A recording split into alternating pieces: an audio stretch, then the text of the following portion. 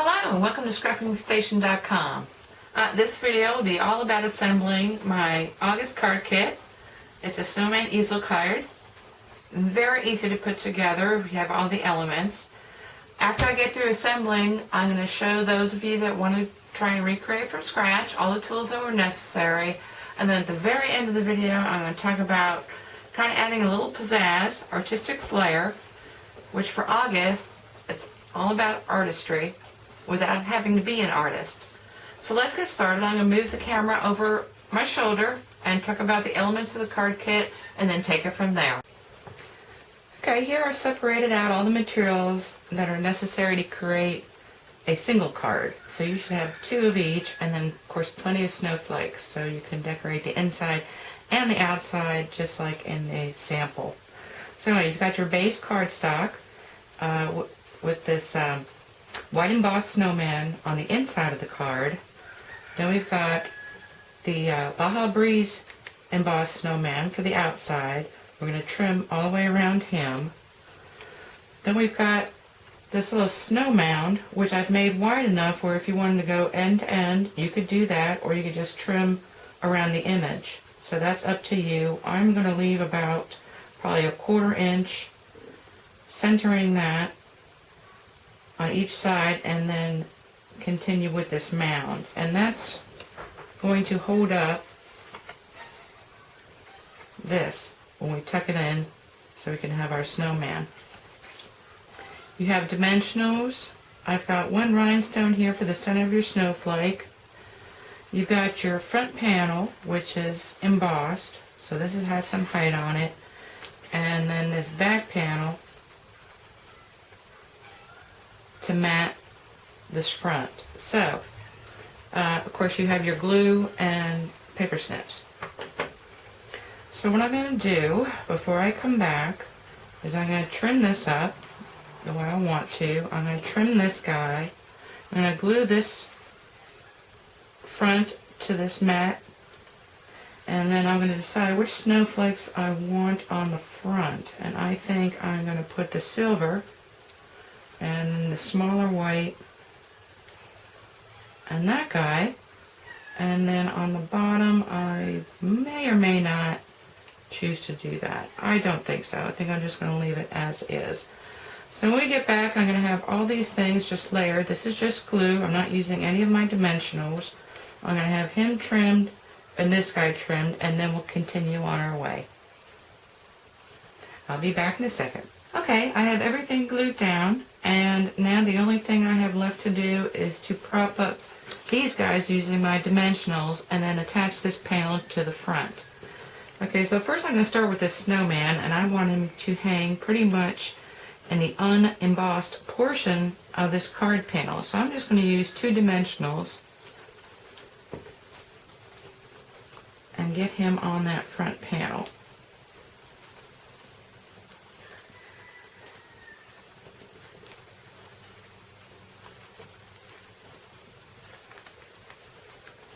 I'm going to peel that off the back.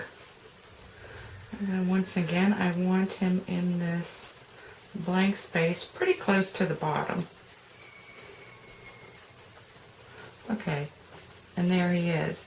Now once again on the snowflakes, so they're just layered, and it's because this is a raised kind of textured embossing that kind of gives this added dimension.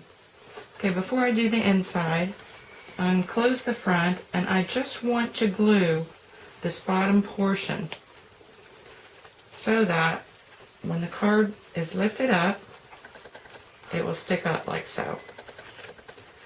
So let's just put some glue down there.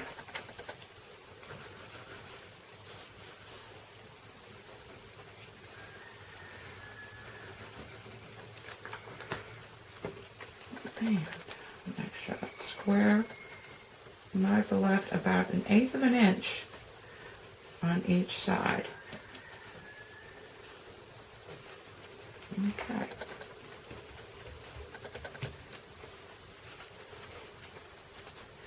Now for this last piece, this is what's going to end up propping up this. So I do want it pretty high. And I've positioned the inside snowman so that this could actually come up over him a little bit. So I'm going to lift this and position it right there. Again, I'm going to use dimensionals, and this time I'm going to use 1, 2, 3 to get that on there.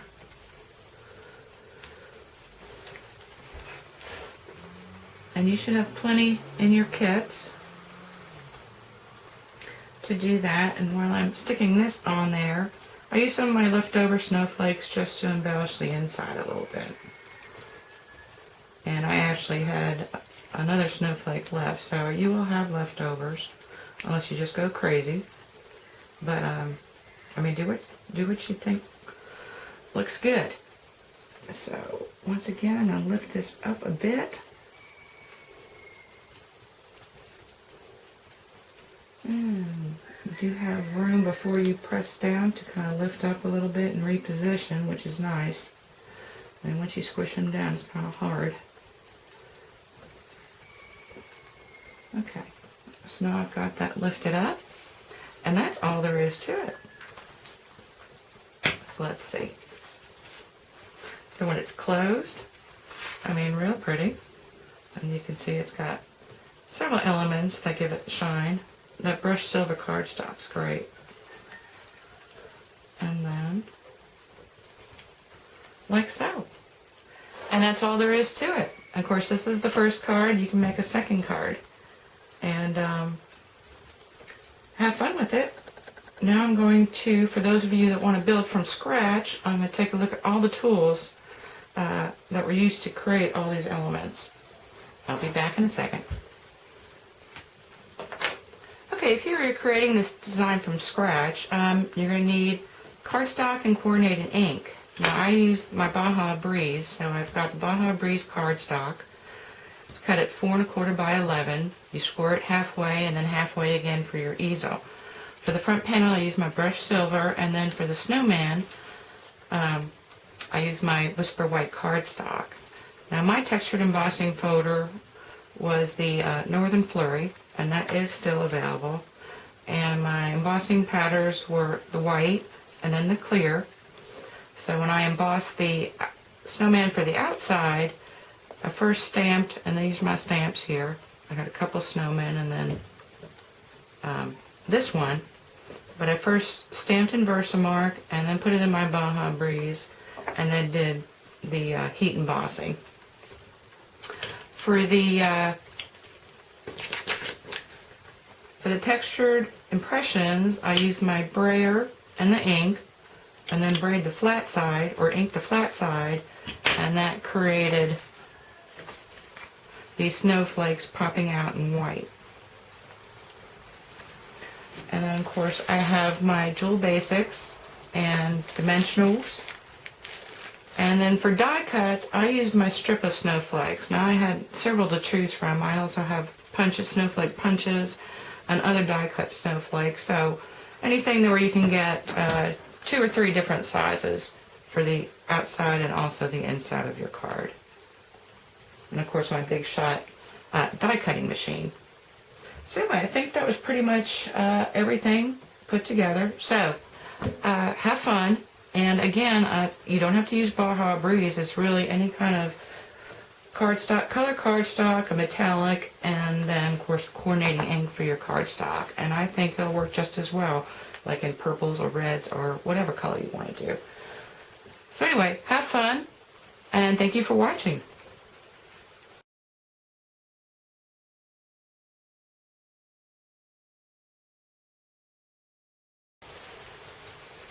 Okay, the first thing I'm going to take out is my dauber, and this is great.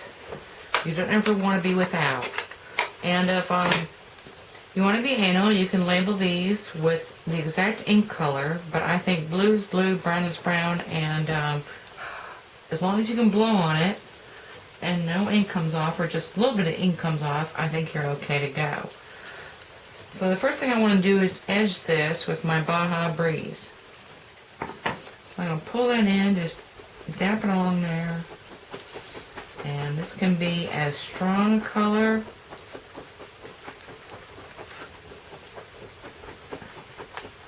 and that's all there is to it.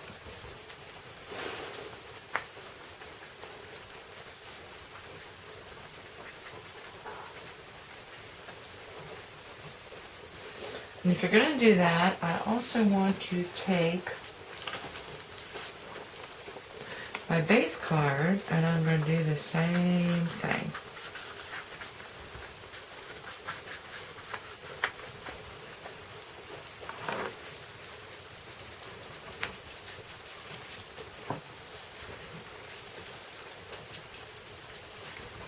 And I use these all the time, and like I said, I don't delegate one dauber to one color. I pretty much stick to the, if you want to bring that in, you can bring that in a little bit. And you can see where it really picks up, where it's been raised, and I like that look. So I'm going to bring that up a little bit, like so. Anyway, way pretty.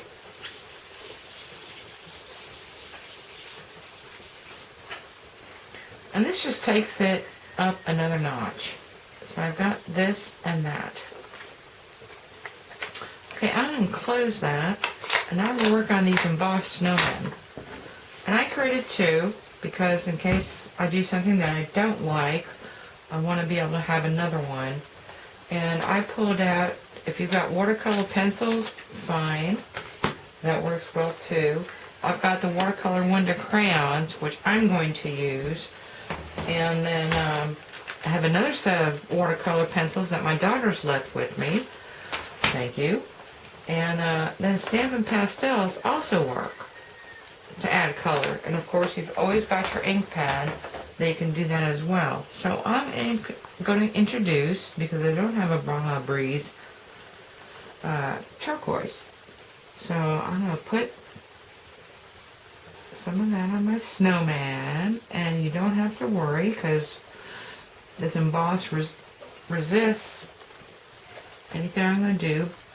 But since I'm not working on watercolor paper, I don't want to do too much. Okay, now I'm going to take my blender pen, and the way, if you put it down and you can see a change of color, your blender pen is good to go. So I'm going to smudge that and go around in circles and pull up that ink or that watercolor crayon.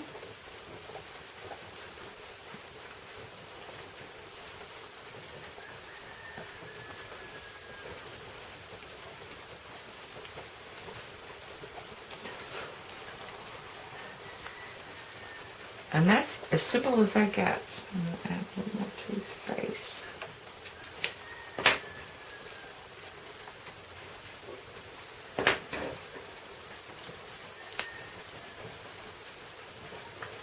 And again, these blender pens are 5 years old, and you can see the tip is dark, but to clean it off, you just kind of roll it around a little bit until it's again just clear. And now I want to introduce some of these other colors. I'm going to put that in a scarf and in this patch, and then a little bit up here. Yeah. Make sure it's clear. And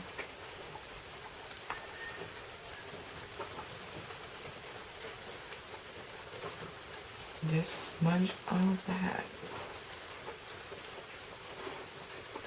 Okay, since I have the purple out, the other thing I'm going to do, since I've introduced another color, I'm going to put that on my panel as well.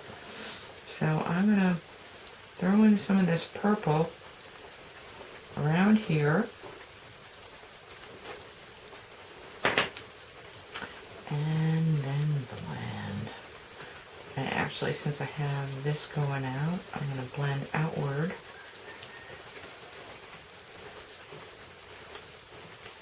I'm going to do that. And I'm not going to take the time, but you can also fit in these little nooks and crannies. Again, watercolor pencils would be great. I almost selected my aqua painters, but for that you really need to use watercolor paper. And that would take up just another. Okay. And the third color I picked was a pink. So I'm going to add some pink all the way through the heart in here. And do a little snowball. You don't have to be exact. I mean, just toss it in there. And then the pink I'm going to throw in here as well. And just so I can pick up some of this color.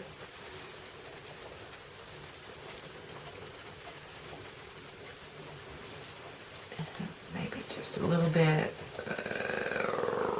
coming off of here.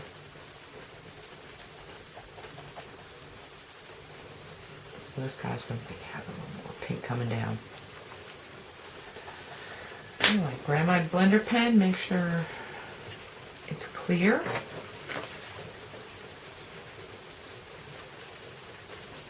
Totally smudge that. Get these guys in here.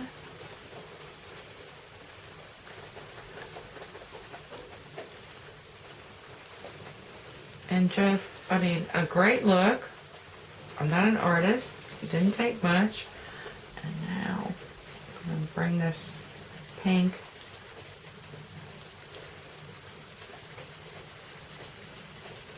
and just, I mean, the point, you don't want to do so much ink or so much blender pen that your cardstock starts wearing away. Just enough to erase the crayon look of your design. And it's really not going to be a matter of how much. It's going to be more, when do I stop? So I'm going to smudge all that up in here too.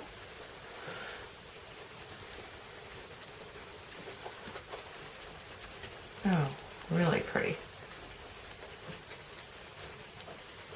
So now you can see if this snowman comes on here, you've got this, and of course you can always, you know, add a little bit to your inside treatment as well. Just gonna create that band and maybe a little more purple. But pencils work well, just anything that will blend with water, but not too much water. So just enough touch to make all that interesting. Now, the other thing you can do, because I have this leftover snowflake, which I would probably not use here, but we're going to smudge it all. I'm going to add all these colors. And I would do this before I run it through the die cut machine.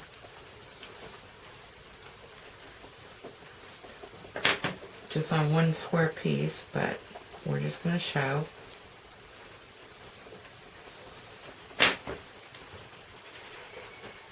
And then clean my brush again, although I guess I've got all these colors here, so.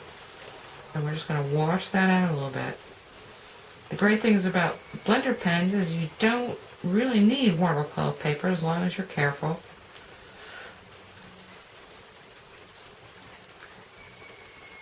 And you just want to introduce any color that you're introducing in your snowman. So as I said before when I was making the card,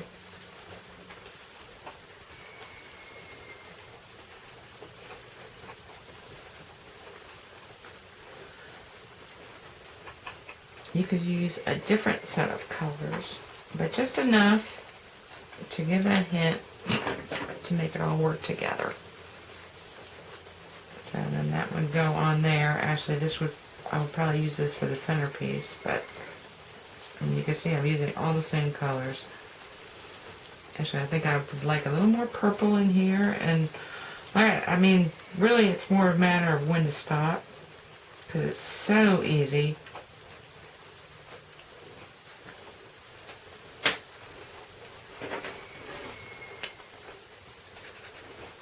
Make sure it's clean.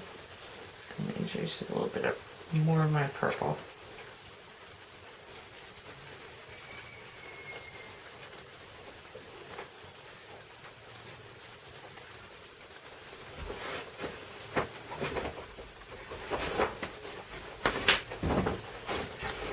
so you can see if I cut out that snowman and put him on there, and actually I might even daub the edge of that a little bit as I did this panel, and then have it propped up on that. I mean, just a great look.